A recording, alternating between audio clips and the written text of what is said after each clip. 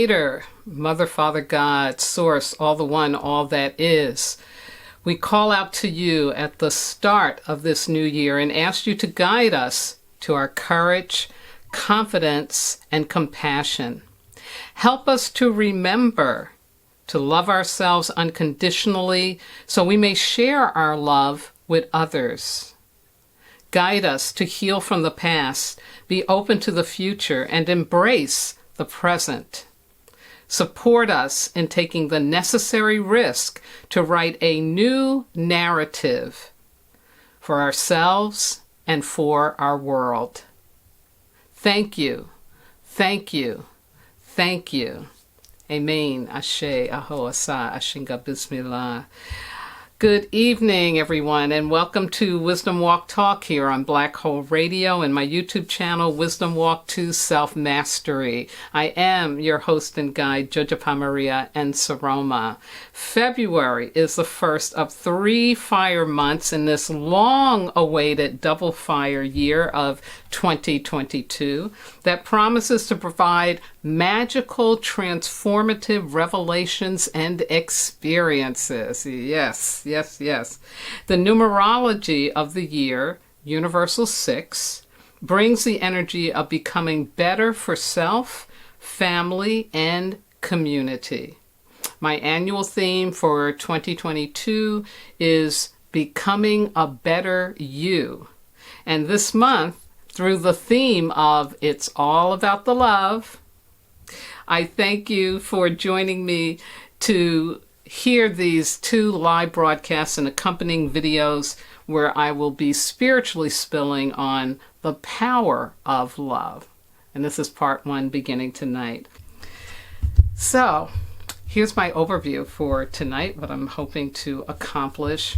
And to talk about the power of love, but I want to break it down for you. I want to do some defining. So I want to talk about the difference between authentic and inauthentic love. And then we'll talk about the power of love in terms of how, where does it really come from? What's it really about? Because we hear this word, we hear this all the time, but it's easy to get confused because there's different ways that love is being experienced and called in life, which really aren't the authentic experience of love. And then, of course, I'm going to leave you with a personal growth opportunity so that you can take on really opening up more to learning about what the power of love really is and how it is moving in your life consciously. Yeah, we want to become conscious of this. So my opening quote comes from Mr. Ernest Holmes. He lived from 1887, died in 1960, and he was one of the new thought leaders of the 20th century who wrote the very popular book. He also had a radio show called Science of the Mind. And he said, love is within us. It cannot be destroyed. It cannot be ignored. To the extent that we abandon love, we will feel it has abandoned us. Denying love is our only problem, and embracing it is the only answer. Through the power of love, we can let go of past history and begin again. Love heals, forgives, and makes whole. Ashe. Beautiful. So in defining the power of love, I want to jump to end of the 20th century New Thought leader Gary Zukav, and from his book Seed of the Soul, chapter 15, and this is his updated version of the book. He says, what is the nature of power? What does it mean to be a truly powerful human being?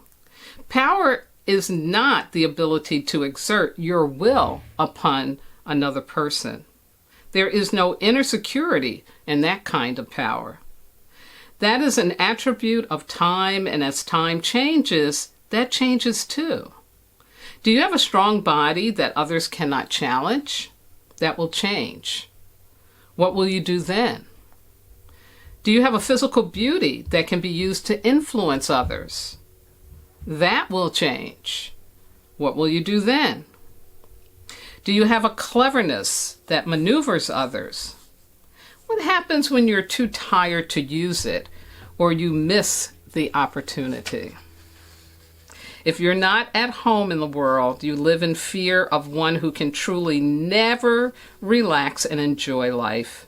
Is this power? There is no power in fear or in any of the activities that are generated by fear. There's no power in a thought form of fear, even if it's supported by armies. The armies of Rome disappeared more than a millennium ago, but the force of the life of a single human that Roman soldiers put to death continues to shape the development of our species. Who had the power? And of course, Gary giving a nod to Jesus Christ, and is a good kind of analogy to let us know that there is this force that's out there, and things that seem so powerful at the time, overpowering, can take somebody's life. We find out 1,000, 2,000 years later, wasn't as strong as it appeared to be. Yeah. And so that's what it's about. This is what it's about with the difference between what we call authentic power and inauthentic power. So let me break it down a little bit for you by what characterizes them. Starting with inauthentic power. It comes from humans. So like an army, a machine that we build, something like that.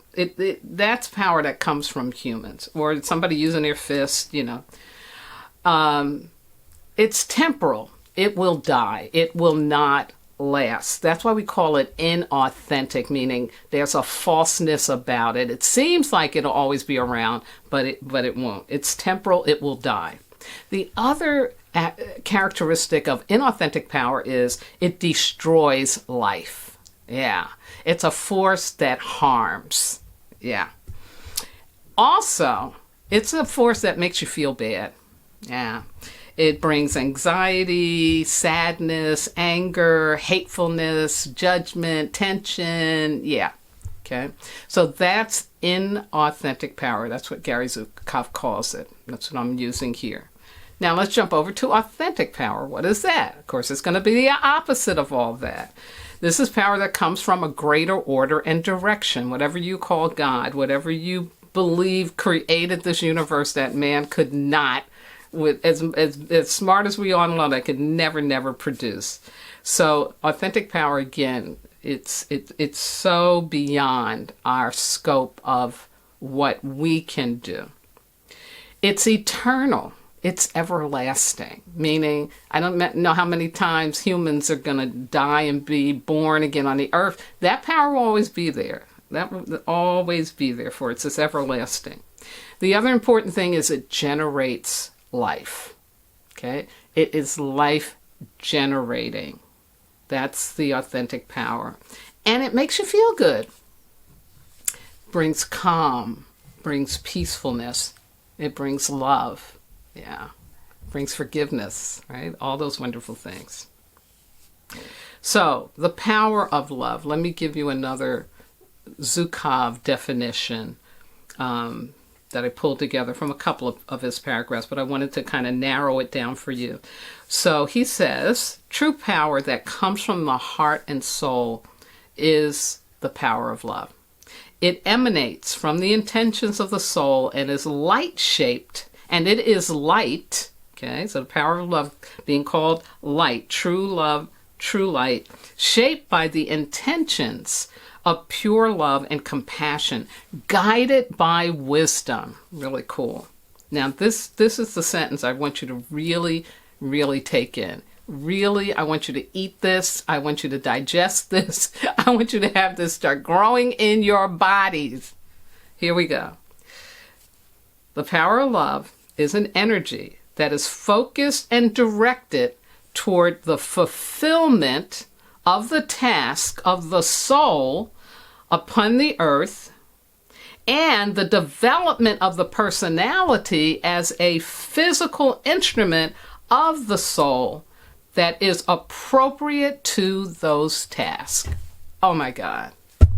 How wonderful is that? So much in there. There is so much in there. It's even talking about how you know, how we show up in life, how we look, how we sound, the color of our skin, whether we have hair or not, you know, that all of that is designed to serve a higher purpose, to serve something higher. I love that sentence so much. I'm going to read it one more time because it's just so powerful. It is an energy, talking about the power of love, it is an energy that is focused and directed toward the fulfillment of the task of the soul upon the earth and the development of personality as a physical instrument of the soul that is appropriate to those tasks. There you go. Sacred contract. Oh, you go. It's all about purpose. It's all about purpose. So the next question is, let's look at this again. Let's look at this differencing between the power of fear and the power of love. Because it's, you know, especially in Western culture, we really see this fear stuff being so powerful, and we get very afraid of it. But if we can shift up our perception and our understanding about what love, authentic love, everlasting love is really about, we wouldn't be scared of all that physical stuff. It would be just like, okay, let's wait another day, then you'll be gone. So the power of fear or hate, it's external, and it's super glued to the physical 3D reality experiences. Okay. Now we do know, there we have some more scientific evidence now, that we are definitely beings of light, beings of vibration, that we come from some vibratory matter. It becomes matter, but at first it's just in vibration, it's just in light. So we come into this 3D world, okay, and that power of fear and stuff, it is enacted in the 3 dimension, in our physical fear. It's powered by the pain body and other subconscious blocks to the truth of who we are. Yes, yes, yes, yes. And what does this mean? This means that the power of love is an internal phenomena, and it's rooted in divine connection that is eternally in flow and operates below and outside the domain of our subconscious. So think about that. As you always hear about, you know, subconscious, what's operating below us, what's having us, right? Live in fear, live in poverty, live in pain, live in struggling and suffering. You know, all this unconscious stuff is going on, and we talk about how we have to shift that up in order to really be in the truth of who we are. But what we don't talk about or think about enough is that underneath all that pain body stuff, all this subconscious stuff, is this eternal, powerful source energy. Okay? And it's there. It's just waiting for us to tap into it. And in fact, it is what we use when we go to shift up all of that old stuff, when we take on removing the blocks to being the best version of ourselves. Yes, yes, yes, yes, yes. Now, again, this power of love is an internal phenomenon. It's rooted in divine connection that is eternally in flow and operates below and out of the domain of the subconscious. And this is really, really important, it's mysterious, unknowable, and sacred. It is not a power that we can take on trying to control. Yeah. So then you ask, especially in Western culture, right? So then why would I want to bother with it? If I can't control it, why would I want to bother with it, right? Yeah, that's our problem. That's a big part of our problem. And what this is asking you to do is to surrender to it, to let go of thinking you've got to know how to use the power of love, how to have the power of love, but to step into a willingness to believe that it's always there, always waiting for you to ask it to help you. So, here we go. 3 willings that we need to step into in order to access this power of love, to have it be more in our conscious experience. First is willing to believe that it exists. And, you know, we find this hard to do because of our core wounds, right? Next is willing to hold it as sacred, mysterious, unknowable. We can't be in control of it. And then the third willing is the willing to learn how to experience it at every stage of our life for the sole purpose, and there's a double entendre there, soul and also our soul purpose of becoming the very best you. Yeah, that's what it's designed for. So here's a personal growth opportunity for you this week. It's about awareness, contemplation for clarity, and then grabbing hold of your wisdom and using it. So here's the first part. You want to grow your experience of the power of love by becoming more acquainted with it. So here's the awareness. I want you to notice who you love that you are constantly complaining about and what you are complaining about. So, in married relationships, it's going to be the husband or the wife, right? With family, it might be children or could be a cousin. Could be with work colleagues. You may love this person, but you're always complaining because they're not doing what you want them to be doing, or they did this or that, whatever it is. So pay attention to that. You want to figure out who is that person you love that you're constantly complaining about, and what are you complaining about? Next, you're going to go into this contemplation for clarity. You're going to ask yourself, why am I complaining, and why has this made fear consciousness in me? Yeah. Why am I complaining, and why this has you in fear consciousness? Then you're going to ask yourself, what is the most loving thing that I can do to heal from that fear? Heal from that situation, because it's causing you, right, something that don't feel good, right? We don't want to be in that. And then you're going to ask to remember what is the most loving thing you can do to support your loved one to heal from their pain. Yeah. Because it may be that they're demonstrating that they're out of balance or out of sorts. They've got some pain going on or something like that. So again, first you start with you take on healing your pain, and then you're going to also ask to remember what's the most loving thing you can do to support them to heal theirs, right? And last but not least, the most important thing is I suggest you do daily prayers asking the fear in the situation in its entirety to be transformed into love. Yeah. Try that. I've done that. It's very powerful. But you have to do it in earnest. Okay. And also letting go of trying to know. Figure it out. Just let yourself see what shows up, see what happens. Yeah. And I will put that, I promise, I'll put it on my Facebook page and in the community page, what those steps were for this personal growth opportunity. My Sara Saying for tonight is something that she wrote down from Maya Angelou. And Maya says, we spend precious hours fearing the inevitable.